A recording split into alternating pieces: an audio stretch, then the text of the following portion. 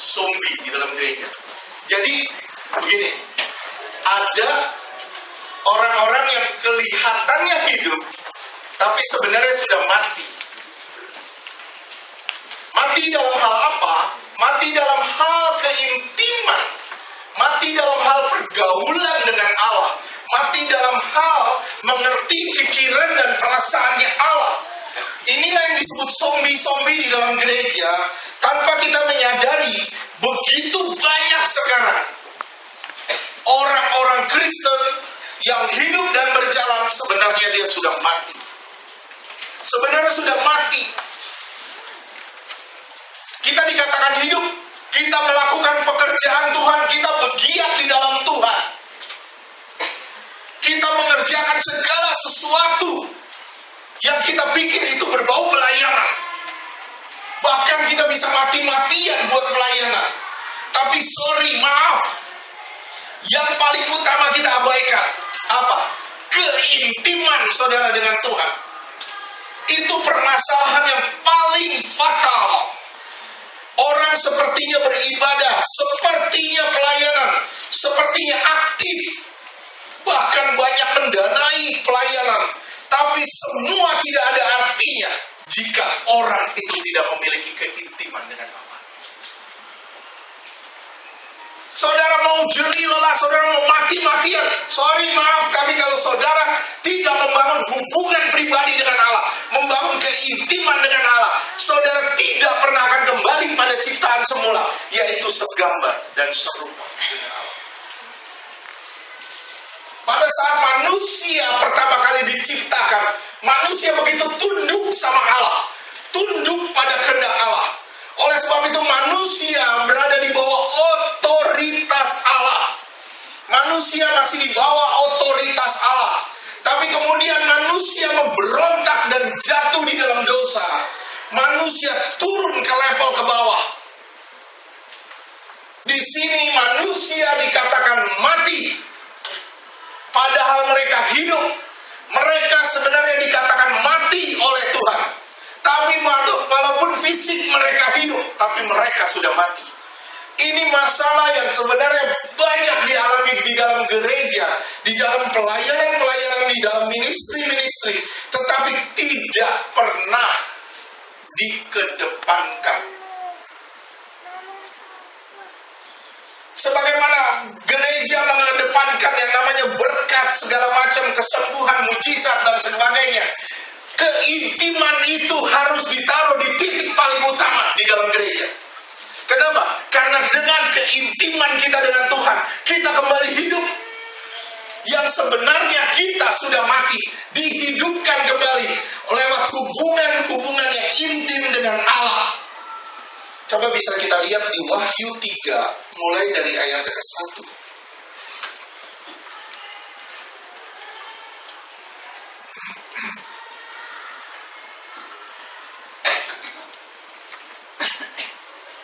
Wahyu pasal 3 ayat 1. Dan tuliskanlah kepada malaikat jemaat di Sardis, inilah firman Dia yang memiliki ketujuh roh Allah dan ketujuh bintang itu. Ini berhubungan dengan firman semua, karena ketujuh roh Allah dan ketujuh bintang. Terus, aku tahu segala pekerjaanmu. Kita melayani, kita giat di dalam melayani. Terus, engkau dikatakan hidup padahal engkau mati. Engkau dilihat seperti orang hidup, tapi sebenarnya engkau sudah mati. Sepertinya engkau aktif di dalam pelayanan, tapi kalau engkau tidak punya keintiman dengan Allah, engkau dikatakan hidup padahal engkau sudah mati. Terus lagi saya. Bangunlah dan kuatkanlah apa yang masih tinggal yang sudah hampir mati. Sadar. Tidak semuanya mati. Saudara masih punya iman, masih punya percaya kepada Tuhan. Saudara masih bisa hidup kembali kalau saudara sadar dan mulai membangun keintiman dengan Tuhan. Terus lanjutkan. Sebab tidak satupun dari pekerjaanmu aku dapati sempurna. Kata pekerjaan yang kedua, artinya saudara bekerja bagi Tuhan tanpa pengertian dan pemahaman yang benar tentang pekerjaan saudara. Saudara giat di dalam pelayanan, giat di dalam pelayanan, giat di dalam pelayanan. Tapi maaf saya bilang, pelayanan yang paling utama adalah pelayanan saudara di kamar, yaitu keintiman saudara dengan Allah. Pelayanan ada 3 macamnya. Pelayanan itu ada 3. Satu yang dilakukan Maria, duduk di bawah kaki Yesus. 2 yang dilakukan Marta, dia sibuk melayani makanan segala macam buat Tuhan, menyiapkan. Salah gak? Tidak.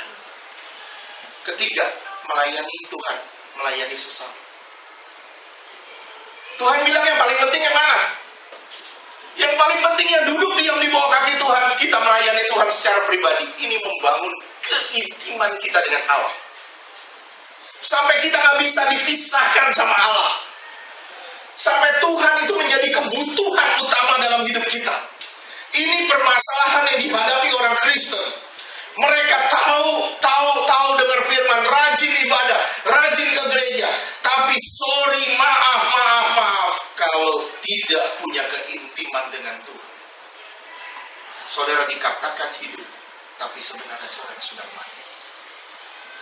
Kita jadi seperti zombie yang berjalan. Kita jadi seperti zombie yang berjalan. Tapi sebenarnya tidak ada kehidupan di dalam kita. Ini permasalahannya. Tuhan rindu kita mempunyai keintiman dengan Tuhan, yang akan membawa saudara pada pengenalan akan Tuhan. Keintiman saudara dengan Tuhan akan membawa saudara pada pengenalan saudara dengan Tuhan. Filipi 3 ayat 10 sampai dengan 14. Ini disimpan dulu, nanti kita lanjutkan. Filipi 3 ayat 10. Yang ku kehendaki ialah mengenal Dia. Mengenal Dia, apapun resikonya saudara harus mengenal Dia. Apapun resikonya saudara harus mengenal Dia.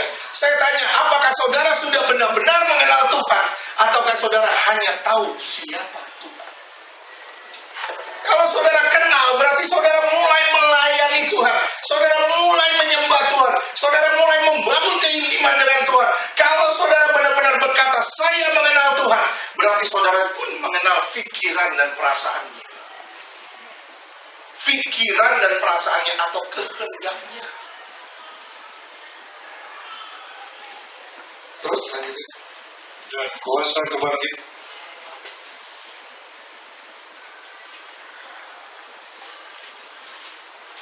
Dan kuasa kebangkitannya dan persekutuan dalam penderitaannya. Supaya saudara bersekutu di dalam penderitaannya.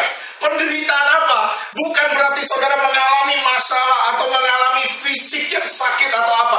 Bukan hanya itu. Tapi penderitaan yang dikatakan di sini adalah penderitaan daging. Saudara tidak pernah akan mematikan kedagingan kalau saudara tidak belajar untuk mengenal Allah dan tidak membangun keintiman dengan Allah. Kedagingan saudara tidak pernah akan mati kalau saudara tidak pernah membangun keintiman dengan Allah dan membangun persekutuan yang indah dengan Allah.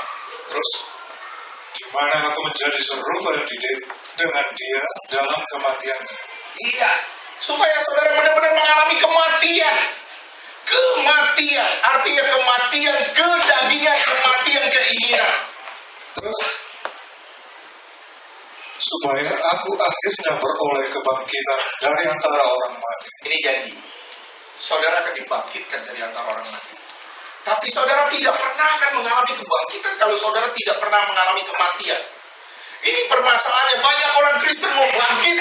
Saya percaya Yesus, saya percaya Yesus, saya percaya Yesus. Saya percaya Yesus. Tapi maaf, saudara tidak pernah akan bangkit kalau saudara tidak mati lebih dulu.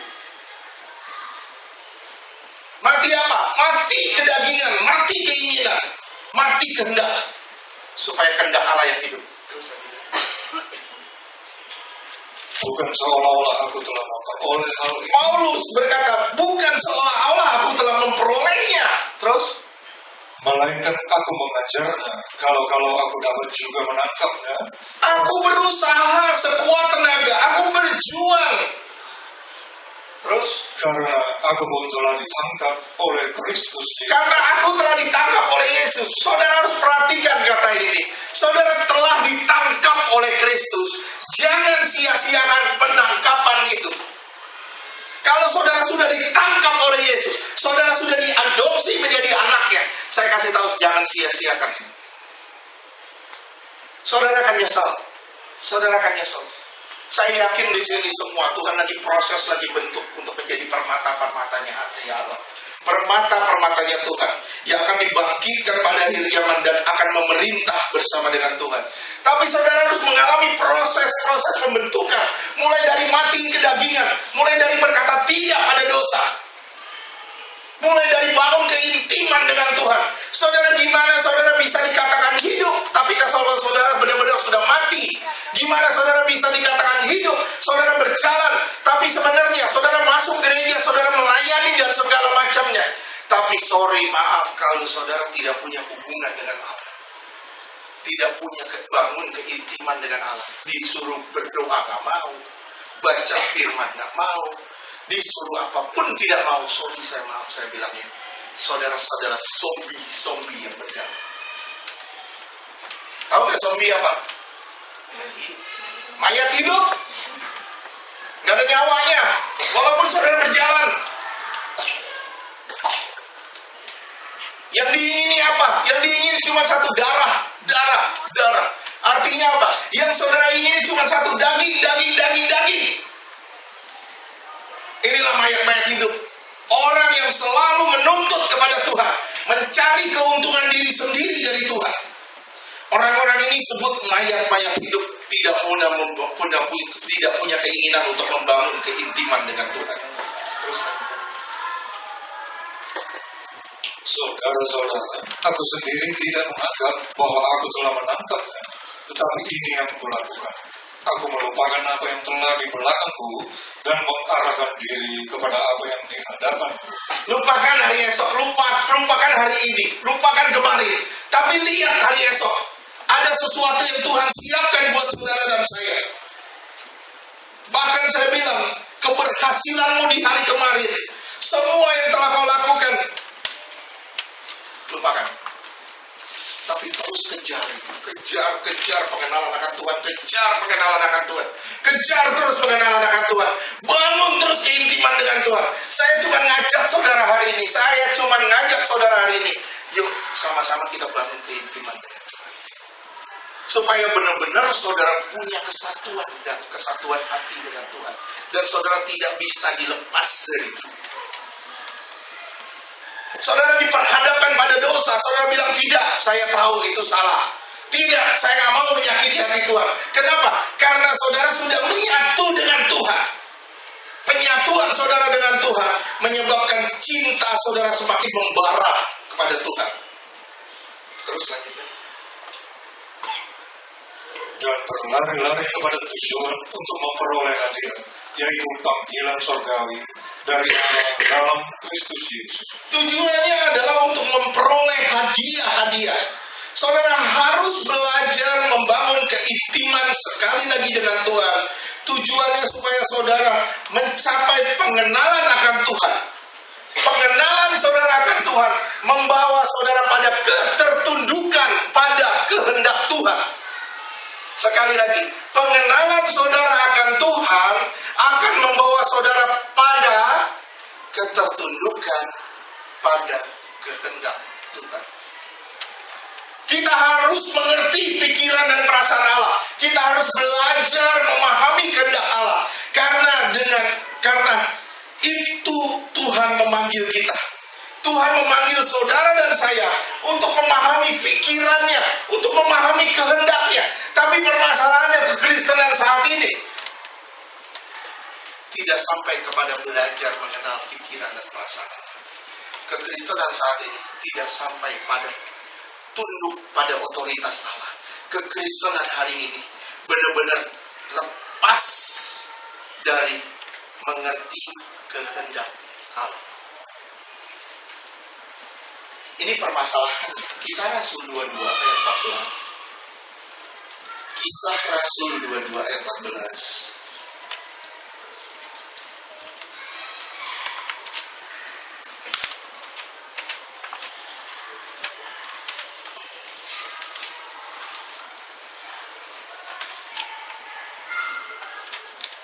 Kisah Rasul 22 ayat 14.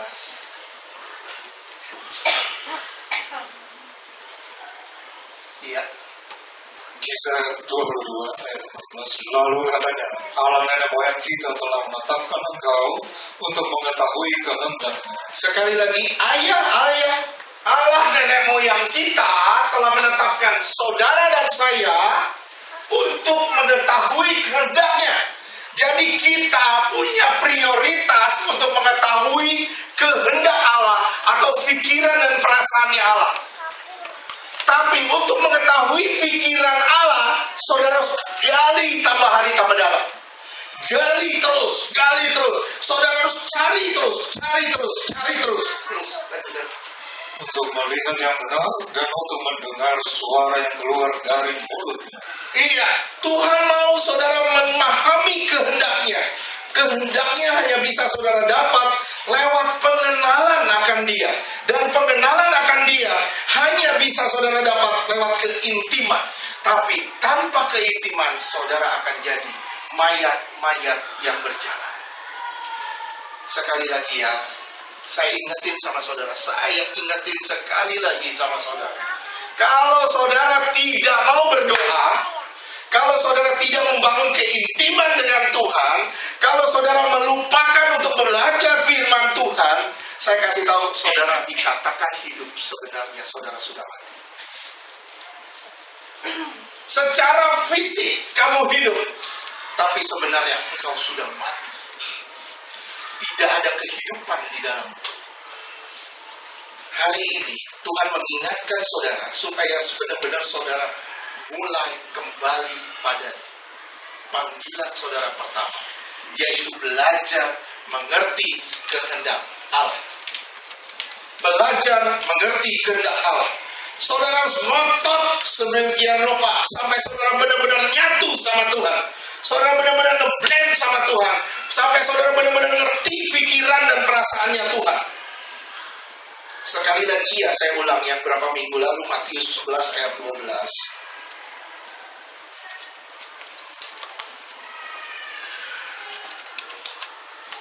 Matius 11 ayat 12. Sejak tampilnya Yohanes Pembaptis hingga sekarang, kerajaan surga diserong dan orang yang menyerongnya mencoba menguasai. Saya terjemahkan dengan terjemahan bebas. Saya terjemahkan begini. Sejak tampilnya Yohanes Pembaptis hingga sekarang, kerajaan surga direbut dengan kekerasan. Dan siapa merebutnya dengan kekerasan akan mendapatkannya. Artinya apa? Kalau saudara mau mendapatkan kebenaran sesungguhnya, gimana caranya? Merebut dengan kekerasan. Ngotot, artinya ngotot. Pernah gak saudara ngotot sama sesuatu? Kayak anak kecil, dia pengen mainan, dia ngotot sama bapaknya, sama mamanya, minta mainan, ngotot. Nah seperti itu kita untuk mendapatkan kehendak Allah, saudara harus ngotot. Saudara harus mati-matian. Gimana caranya? Saudara harus masuk di dalam persekutuan dan keintiman dengan Allah. Tanpa saudara memahami persekutuan dan tanpa saudara memahami kehendak Allah, saudara akan gampang disesatkan dan saudara akan terjerumus di dalam kesalahan demi kesalahan. Ingat ya, saudara akan dibawa sama Tuhan. Makin lama makin dekat dengan kemuliaan. Makin lama makin dekat dengan kemuliaan. Terus naik, saudara naik. Jadi mencari Tuhan seperti kita sedang naik ke gunung Tuhan. Naik ke gunung Tuhan. Mula-mula tidak terlalu terjal. Kalau naik ke puncak gunung, pertama-tama kan santai kan? Pertama-tama santai, tidak terlalu terjal. Makin tinggi, makin dekat kemuliaan, makin terjal.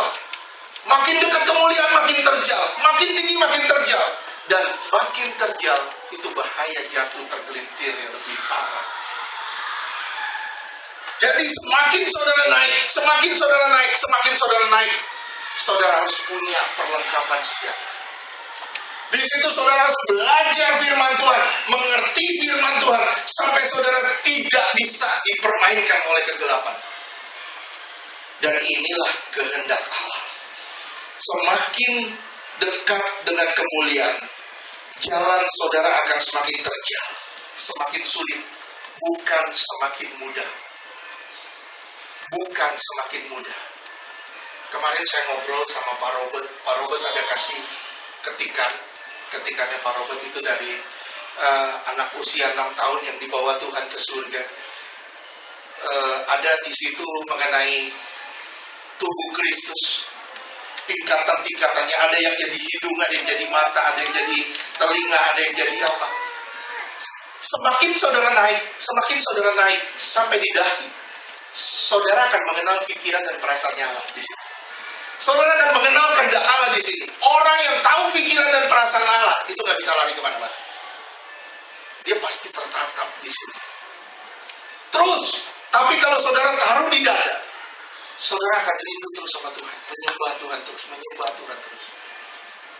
Saya rindu. Saudara semakin dekat dengan kemuliaan, yaitu di kepala. Di kepala. Benar-benar saudara tertanam di kepala. Sampai benar-benar saudara berjalan sesuai dengan kehendak Tuhan. Gimana Pak caranya saya berjalan dengan kehendak Tuhan? Gimana caranya saudara gak tahu?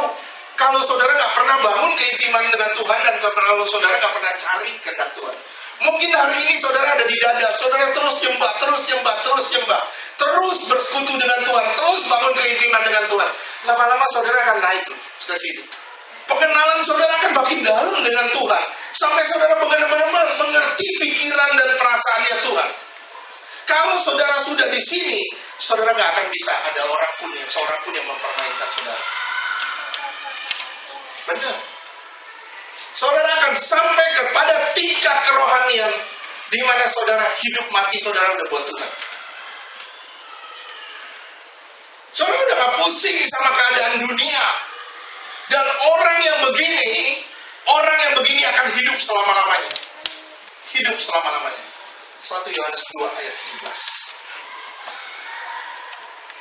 1 Yohanes 2 ayat 17. Satu Yohanes 2 ayat 17. Dan dunia ini sedang lenyap dengan keinginannya, tetapi orang yang melakukan kehendak Allah tetap hidup selama-lamanya. Kalau saudara benar-benar melakukan kehendak Allah, saudara akan hidup selama-lamanya. Tapi permasalahannya apa? Semua orang mau melakukan kehendak Allah. Betul kan? Siapa nggak mau melakukan kehendak Allah di sini? Saya yakin semua mau kan? Amin. Tapi permasalahannya saudara nggak tahu kehendak Allah. Kita nggak tahu kehendak Allah. Kayaknya jauh banget sih kehendak Allah itu. Kehendak Allah itu di tahta Allah. Gimana caranya saya menggapai sana? Gimana caranya saya tahu pikiran Allah? Gimana caranya? Saudara lihat perkataan Paulus yang luar biasa. Itu di 1 Korintus 2 ayatnya ke-16.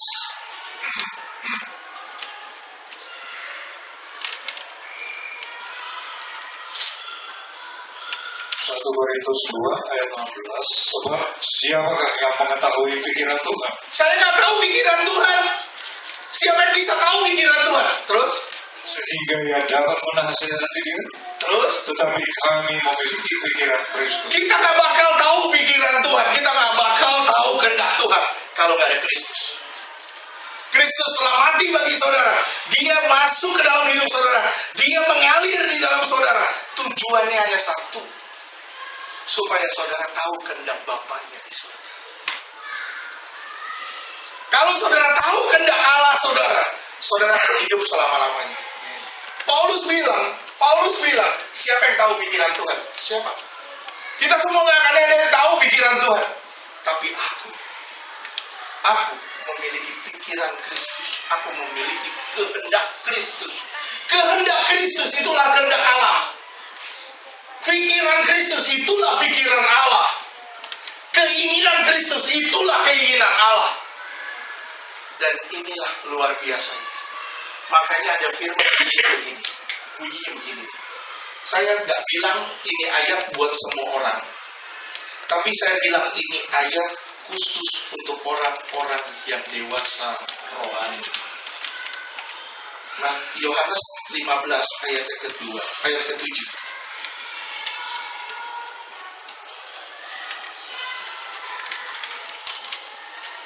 Yohanes 15 ayat 7. Jikalau kamu tinggal di dalam aku dan firman-Ku tinggal di dalam kamu, mintalah apa saja yang kamu kehendaki dan kamu akan menerimanya. Saya tanya sama saudara, semua orangkah bisa mendapatkan ini? Semua orangkah bisa mendapatkan ini? Enggak bisa. Siapa yang bisa mendapatkan ini? Satu, orang yang tinggal di dalam Tuhan. Kedua, orang yang dipenuhi dengan firman Allah. Enggak semua orang. Enggak semua orang. Ini kasus khusus yang Tuhan bilang, kalau kamu mau minta apa saja yang kamu minta dan kamu akan mendapatkannya, Tuhan bilang apa? Tinggal di dalam aku. Jangan berontak ya. Kalau sudah di dalam Tuhan, Tuhan bilang jangan berontak. Kedua, kalau kamu sudah tinggal di dalam Tuhan, firman harus ada di dalam saudara. Banyak orang tinggal di dalam Tuhan, tapi sorry maaf, tidak ada firman di dalam dia.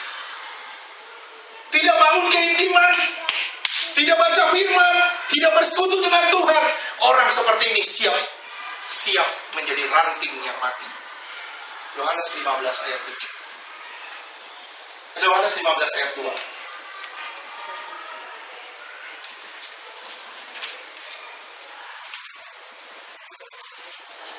Yohanes 15 ayat 2. Setiap ranting padaku yang tidak berbuah dipotongnya, dan setiap ranting yang berbuah dibersihkannya, supaya ia lebih banyak berbuah. Oke. Saudara mau berbuah, harus dialiri firman. Saudara sudah tinggal di dalam Tuhan, tapi kalau firman tidak ada di dalam saudara, tidak ada kehidupan di situ. Ranting ini akan mati. Ranting yang mati itu tidak ada gunanya selain dipotong, dibuang, ditebang, dibakar. Sekarang saya ngomong sama saudara, banyakan yang mana orang Kristen sekarang? Jujur, ayo. Yang mana? Yang siap ditebang sebenarnya, betul gak? Kita nggak bisa lepas loh dari chatting, HP segala macam. Ini saya lihat ini udah mendarah daging. HP ini udah nggak bisa lepas dari tangan kita. Betul. Sekarang ini udah bahaya. Ini udah nggak bisa lepas. Udah di tangan mulu, main terus. Ini udah bahaya sebenarnya. Saudara cari teman chatting, terus saudara chatting. Sorry maaf ya, saudara rindu gak chatting sama Tuhan sih sebenarnya? Di mana kerinduan saudara untuk membangun keintiman dengan Tuhan lewat chatting itu? Saudara bisa SMS ke sana kemari, saudara bisa ngobrol sama orang berjam-jam. Gimana caranya saudara ngobrol sama Tuhan berjam-jam? Gimana caranya saudara chatting sama Tuhan? Lepasin HP. Sekarang saudara gantiin HP ini dengan Tuhan. Gantiin posisi HP ini sama Tuhan. Coba. Berapa lama lu kuat dia? Gak bisa. Oke, sampai sini ngerti? Berapa lama kuat diem? Coba. Saudara bisa lihat HP, itu bisa 2 jam loh. Wih, lihat baca sini, main situ. Saudara bisa chatting ke sana kemari, bisa balas jawaban ini ke sana kemari. Tapi maaf ya, rindu gak saudara untuk chatting sama Tuhan, cari pikiran Tuhan, perasaan Tuhan, diam di dalam Tuhan. Sekarang kembali lagi ke Yohanes 15 ayat 7.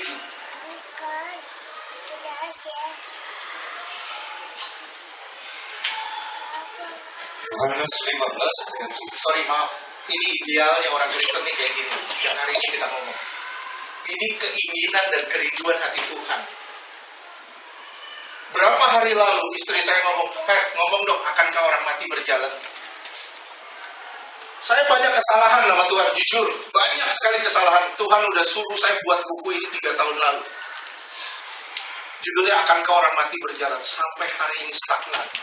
Saya bilang, gua salah Tuhan. Saya salah. Tapi Tuhan bilang, kamu lagi dalam proses belajar, kata Tuhan. Belajar mengerti kehendak Allah. Baru saat ini, jujur, baru berapa bulan ini saya belajar mengenai kehendak Allah. Jujur. dan saya open, terbuka pikiran saya baru ngerti ini tujuan Allah sebenarnya, mengerti kehendak Allah. Sampai ketika itu Tuhan maunya memahami pikiran dan perasaan Allah. Gimana caranya? Membangun keintiman dengan Allah. Gimana caranya? Jangan chatting sama orang, chattinglah sama Tuhan.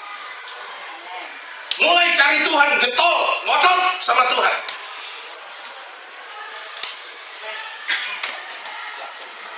Tuh kan udah dibuang HP-nya.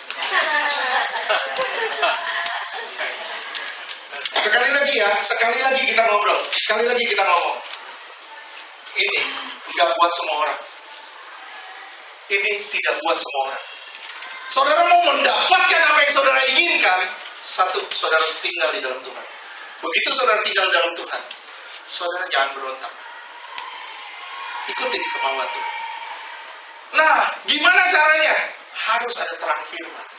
Harus ada terang firman. Coba lihat Yohanes 8 ayat 12. Ini kuncinya.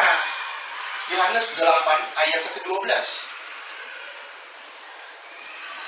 Yohanes 8 ayat 12. Maka Yesus berkata pula kepada orang banyak, katanya, akulah terang dunia. Barang siapa mengikuti aku, ia tidak akan berjalan dalam kegelapan, melainkan ia akan mempunyai terang hidup. ini kuncinya. Ini pusatnya, ini kuncinya. Kalau saudara ikut Tuhan, saudara akan berjalan di dalam terang Tuhan. Artinya, saudara tidak akan tersesat, saudara tidak akan terantuk, karena saudara tahu perjalanan hidup saudara itu sesuai dengan kehendak Tuhan. Ngerti? Jadi, kalau firman ada di dalam saudara, firman itu terang.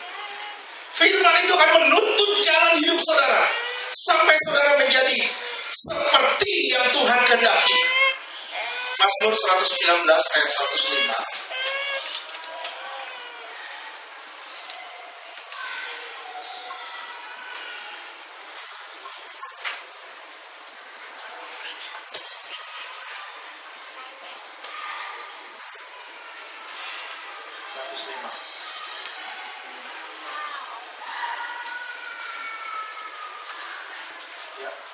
Mazmur 119 ayat 105. Firman-Mu itu pelita bagi kakiku dan terang bagi jalan. Firman-Mu adalah pelita bagi kakiku dan terang bagi jalanku. Jadi saudara tidak pernah akan tersesat karena ada terang di dalam saudara. Jadi kalau saudara meminta sesuatu dan saudara akan mendapatkannya, caranya gimana? Tinggal di dalam Tuhan dan firman harus ada di dalam saudara. Kalau firman ada di dalam saudara, berarti terang ada di dalam saudara. Kalau terang ada di dalam saudara, berarti kembali lagi ke Yohanes 8 ayat 12.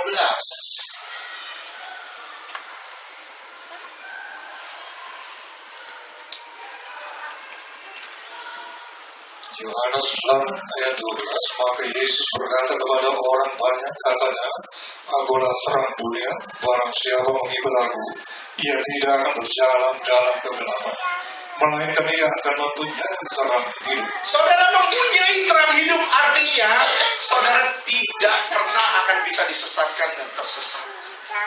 Saudara akan berjalan di dalam terang itu. Jadi saya kasih konklusi, satu kesimpulan. Coba dengar baik-baik. Jika saudara tidak tahu kehendak Tuhan, maka aspek hidup ikut Tuhan saudara sedang ada masalah. Sekali lagi, siap dengarnya? Jadi, jika saudara nggak tahu kehendak Tuhan atau kehendak Allah, maka aspek ikut Tuhan saudara sedang ada masalah.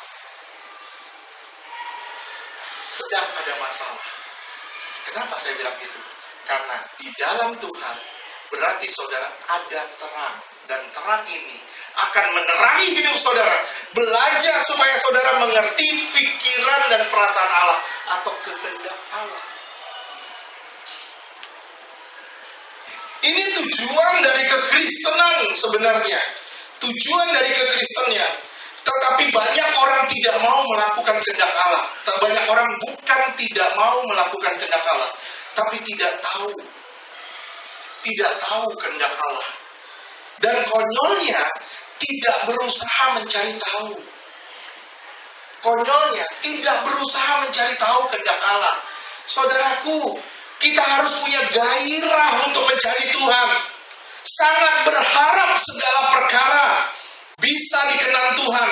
Oleh sebab itu orang ini akan cari kehendak Tuhan. Orang yang berharap terus segala perkaranya berkenan di hadapan Tuhan adalah orang yang terus-menerus akan mencari kehendak Tuhan. Saya ulang. Kita harus punya gairah mencari kehendak Tuhan. Kita harus punya pengharapan supaya segala perkara kita bisa dikenan oleh Allah. Oleh sebab itu, kita yang terus mencari, kita akan terus mencari kehendak Allah karena kita mencari perkenanan Allah. Ternyata kehendak Allah itu berkaitan erat dengan perkenanan Allah. Kehendak Allah itu berkaitan atau bertalian erat dengan kehendak Allah. Tanpa memahami kehendak Allah, saudara tidak pernah akan mendapatkan kehidupan. Saudara bilang, saya tinggal di dalam Tuhan. Amin. Saudara udah percaya tinggal dalam Tuhan.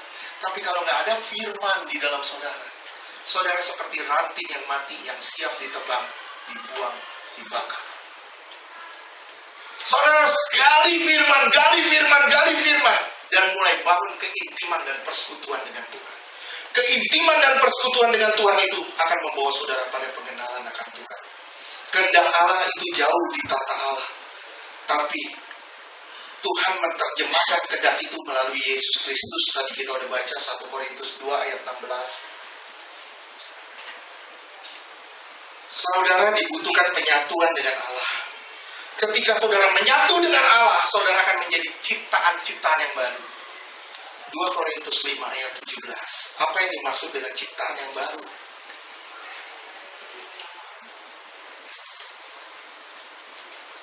Dua Korintus 5 ayat 17. Jadi siapa yang ada di dalam Kristus, ia adalah ciptaan baru. Yang lama sudah berlalu, sesungguhnya yang baru sudah datang. Nah, ciptaan yang baru artinya orang yang telah diperbaharui dalam segala hal. Sudah diperbaharui dengan segala hal. Pikirannya, keinginannya, kehendaknya, itu semua diperbarui, dipulihkan. Kalau orang sudah merasa di dalam Tuhan, sudah percaya Yesus, tapi pikirannya belum diperbarui, keinginannya masih duniawi, kehendaknya masih kehendak daging, apa yang diingini cuma daging. Saya kasih tahu, ini belum menjadi ciptaan. Tapi proses menuju ciptaan baru. Saya rindu kita semua di sini benar-benar jadi ciptaan yang baru. Saudara benar-benar masuk di dalam Tuhan, menyatu dengan Tuhan, intim dengan Tuhan, sampai pikiran saudara diubah Tuhan, keinginan saudara diubah Tuhan, kehendak saudara pun diubah Tuhan. Saudara tahu kegunaan yang paling primer dari mencari kehendak Allah itu adalah mematikan kedagingan. Saudara cari kehendak Allah, Kehendak Allah itu berlawanan dengan kehendak daging kita. Kalau saudara cari kehendak Allah, saudara berarti mematikan kedagingan saudara. Sekali lagi, kalau saudara cari kehendak Allah, berarti saudara akan mematikan keinginan daging saudara. Saudara harus tinggal di dalam Tuhan dan tidak berontak. Tunduk pada pengaturannya. Kalau saudara benar-benar firman ada di dalam saudara, berarti benar-benar saudara sudah tahu jalan Tuhan. Tuhan menerangi hidup saudara sampai saudara benar-benar tahu kehendak Tuhan. Yohanes 9 ayat 31.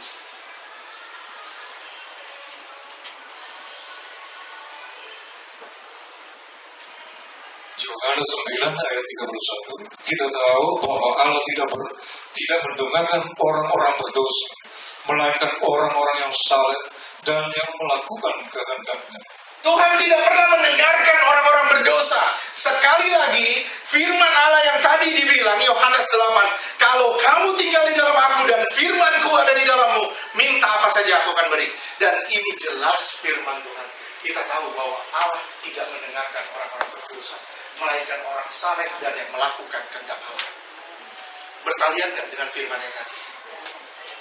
Kait-kait gak dengan firman yang tadi? Saudara mau dijawab Tuhan, doa-doa saudara mau didengar Tuhan. Amin. Saudara mau terjadi pemulihan dalam hidup saudara. Amin. Saudara harus bangun mulai dari keintiman dengan Tuhan. Saudara bangun keintiman dengan Tuhan, belajar mengerti pikiran Tuhan, mengerti perasaan Tuhan. Baru saudara akan mengalami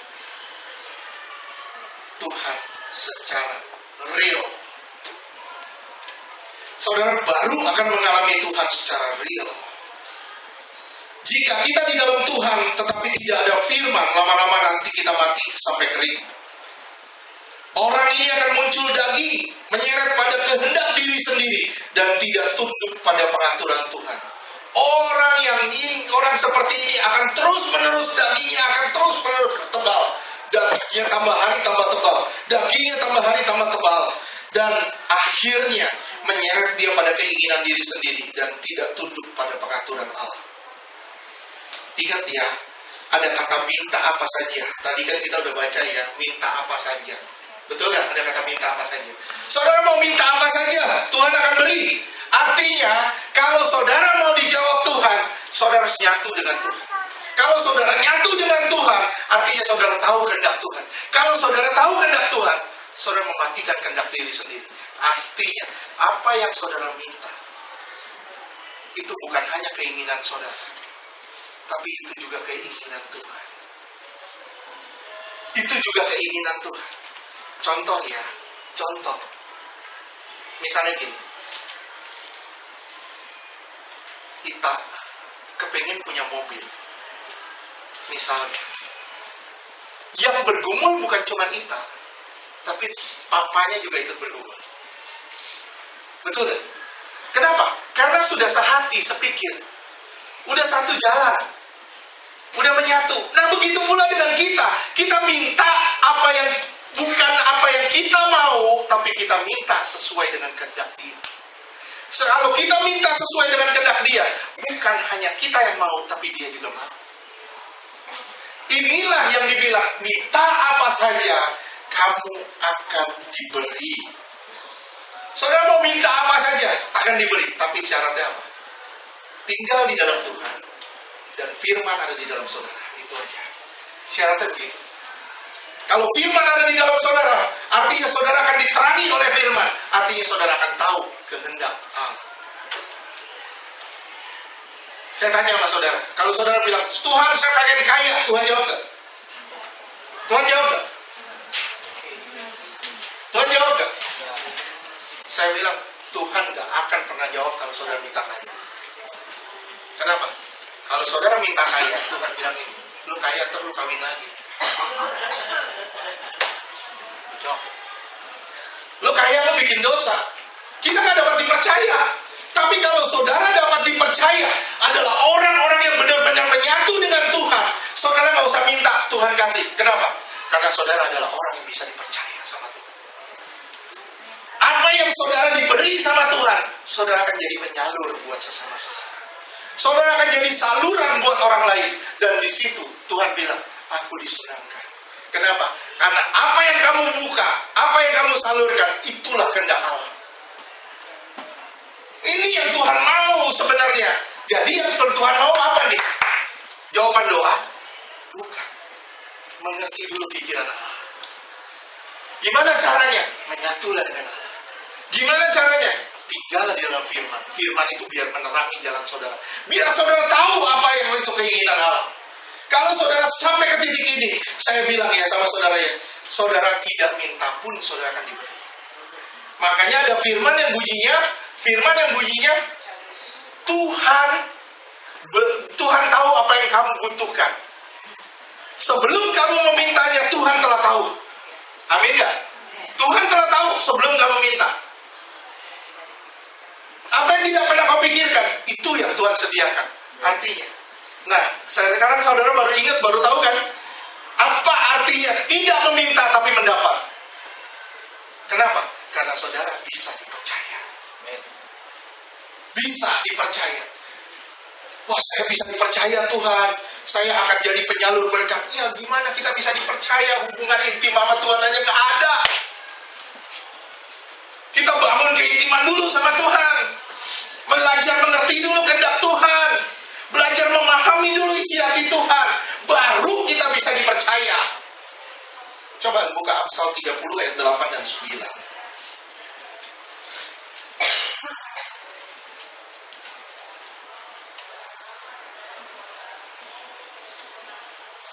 Amsal 30 ayat 8. Jauhkanlah daripadaku kecurangan dan kebohongan. Jangan berikan kepadaku kemiskinan atau kekayaan. Biarkanlah aku menikmati makanan yang menjadi bagianku. Kalau saudara bisa makan hari ini, saya bilang bersyukurlah sama Tuhan. Kenapa? Tuhan kasih kamu hidup hari ini. Jangan berharapkan lebih. Kalau saudara bisa mensyukuri apa yang Tuhan beri hari ini, Tuhan akan memberikan saudara lebih dari apa yang saudara pikirkan dan bayangkan.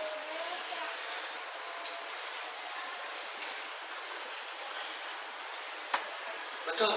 Banyak orang fokusnya di apa? Banyak orang fokusnya di duit. Fokusnya di apa? Mujizat, kesembuhan, salah. Saudara tidak pernah akan dapat itu kalau saudara tidak pernah mengalami perubahan.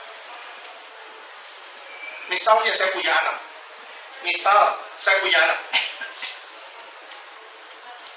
Anak saya nggak bisa dipercaya. Sukanya kebut-kebutan terus. Wah, tarik-tarikan, trek-trekan. Kalau saya bapak yang baik, saya kasih dia motor. Enggak. Saya kasih dia becak mungkin. Saya nggak akan kasih dia motor. Kenapa? Dia bisa mati di jalan kok. Yang pertama apa jadi?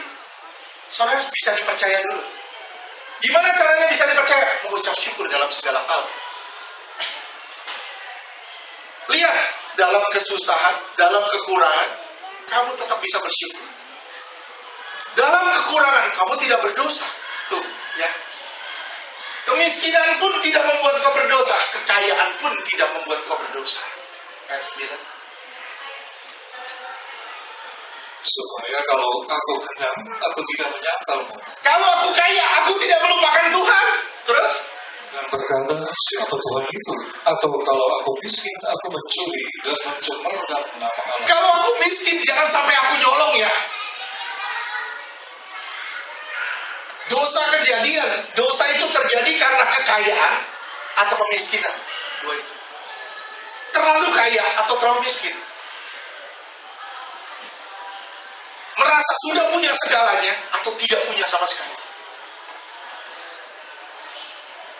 Tapi kebenaran diberikan Tuhan ketika saudara bisa mencukupkan diri saudara dengan apa yang saudara punya. Saudara bisa bersyukur, saudara punya duit 20.000 di kantong. Terima kasih Tuhan, ini cukup buat saya. Percaya itu cukup buat saudara. Saudara bisa pulang sampai ke rumah dengan 20.000. Saudara punya duit 100.000, saudara bisa bilang, terima kasih Tuhan, ini cukup buat saya. Kenapa? Saudara bisa sampai ke rumah dengan 200.000. Saudara bisa bersyukur dalam segala hal. Duit, keuangan, itu tidak mengendalikan rohani kita. Ada nggak ada duit, tetap hati kita sukacita, damai sejahtera. Inilah kekristenan yang sejati. Supaya kalau saudara susah, jangan sampai saudara nyakitin hati Tuhan. Kalau saudara senang pun, saudara nggak boleh nyakitin hati Tuhan. Artinya, dalam segala hal, engkau telah mengerti kehendak Allah. Kehendak Allah yang kau mengerti akan membawa engkau pada penyatuan dan kesempurnaan pengenalan akan Allah. Dan ini membuat saudara dapat bersyukur di dalam segala hal. Minta apa saja, bukan untuk orang yang masih hidup di dalam daging, tapi untuk orang yang sudah ditanggulangi oleh salib. Sorry ya, maaf ya, kalimatnya agak sulit. Saya bilang ditanggulangi, artinya sudah diproses lewat salib. Saudara, minta apa siapa saja, bukan untuk semua orang. Sekali lagi, bukan untuk semua orang, tapi untuk orang yang telah ditanggulangi oleh salib. Dalam segala hal kita jadi orang yang dapat dipercaya. Dalam segala hal kita harus jadi orang yang dapat dipercaya. Jika saudara tidak tahu kehendak Allah, saudara akan berjalan menurut ego saudara, maka saudara akan jadi orang yang dikatakan hidup, tetapi sebenarnya sudah mati. Pertanyaan saya sama saudara sekarang, siapa di ruangan ini yang kelihatannya hidup, tapi sebenarnya sudah mati? Gak usah terlalu jujur, jangan angkat tangan. Tapi mulai pulang, saudara langsung masuk kamar, mulai bersekutu sama Tuhan, mulai membangun keintiman dengan Tuhan. Ya, baca firman, belajar firman, bangun terus keintiman dengan Tuhan, sampai saudara punya hati lekat dengan Tuhan. Lekat dengan Tuhan.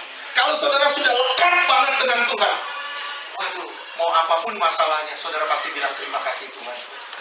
Amin gak? Amin. Mau kayak apapun sakit saudara, saudara akan bilang terima kasih Tuhan. Saya bilang, ini yang terbaik. Ini yang terbaik. Sekarang ya, kita lihat ya. Kita buktiin, nggak semua orang minta apa saja diberi. Sekarang saudara lihat Abraham. Kita lihat Abraham. Kejadian 12 ayat 1 sampai 5. Ya. Kejadian 12 ayat 1. Berfirmanlah Tuhan kepada Abraham, pergilah dari negerimu dan dari sanak saudaramu dan dari rumah bapamu ini ke negeri yang akan kutunjukkan kepadamu. Ini kehendak Allah bukan? Kehendak Allah bukan? Kehendak Allah. Tuhan bilang apa? Dia akan punya keturunan seperti pasir di laut dan bintang di langit. Terus lanjutkan. Aku akan membuat engkau menjadi bangsa. Aku akan membuat engkau menjadi bangsa yang besar. Satu anak pun dia gak punya. Terus lanjutkan. Dan memberkati engkau serta membuat namamu masyhur dan engkau akan menjadi berkat. Iya, terus. 3. Aku akan memberkati orang-orang yang memberkati engkau dan mengutuk orang-orang yang mengutuk engkau, dan olehmu semua kaum di muka bumi akan mendapat berkat. Iya, Pak. Lalu pergilah Abram seperti yang difirmankan Tuhan kepadanya, dan Lot pun ikut bersama-sama dengan dia. Diajak siapa? Diajak ponakannya yang paling dia sayang, Lot. Sementara di ayat 1 dibilang apa? Ayat 1.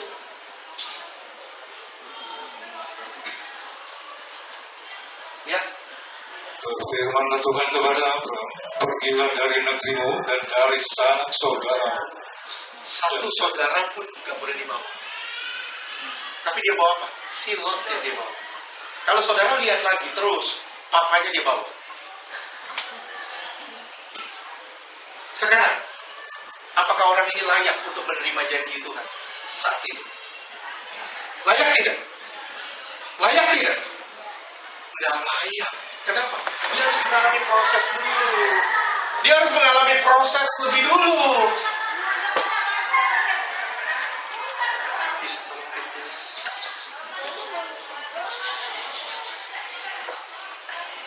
Dia harus mengalami proses lebih dulu, ayat 5. Abram membawa Sarai istrinya dan Lot anak saudaranya dan segala harta benda yang didapat mereka dan orang-orang yang diperoleh mereka di Haran. Mereka berangkat ke tanah Kanaan lalu sampai di situ. Dia nggak taat, belum taat. Orang ini belum taat. Dia harus mengalami proses dulu. Gimana saudara bisa meminta dan saudara mendapat kalau saudara tidak melalui proses demi proses? Mungkin untuk kebutuhan hidup saudara sehari-hari, saudara berdoa, saudara akan dapat. Tapi untuk sesuatu yang besar, saudara belum bisa dipercaya. Kenapa? Kenapa bisa begitu? Karena Tuhan tahu kapasitasmu. Kalau engkau diberi, engkau akan lupa sama siapa yang memberi. Engkau diberi, engkau akan lupa siapa yang telah memberi. Engkau harus mengalami proses dulu. Proses ini tergantung dari siapa?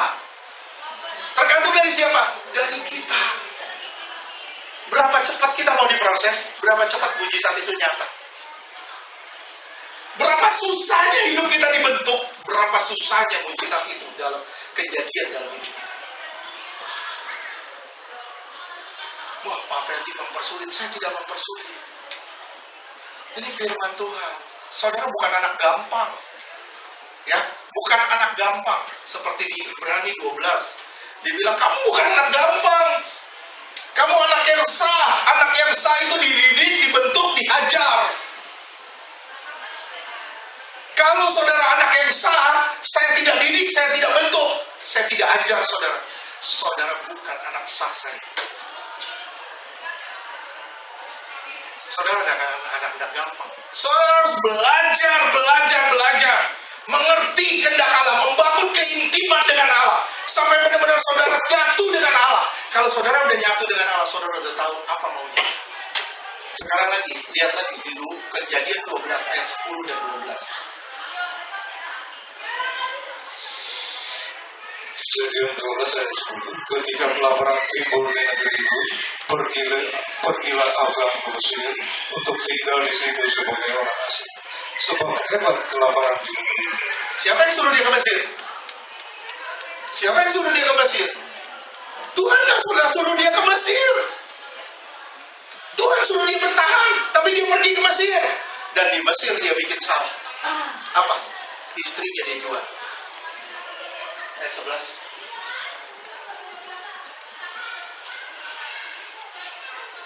Pada waktu ia akan masuk ke Mesir, berkatalah ia kepada Sarai istrinya, memang aku tahu bahwa engkau adalah seorang perempuan yang cantik. Ayat 12.